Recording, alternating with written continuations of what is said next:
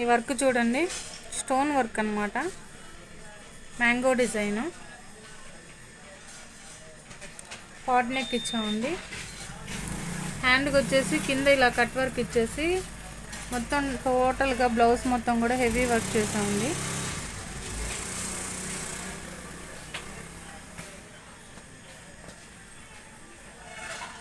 అట్లాగే శారీకి వచ్చేసి ఇలా కుచ్చులు ఇచ్చాము.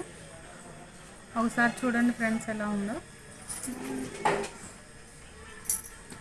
ఈ వర్క్ కనుక మీకు నచ్చినట్లయితే లైక్ చేయండి, షేర్ చేయండి, సబ్స్క్రైబ్ చేయండి. Thank you friends.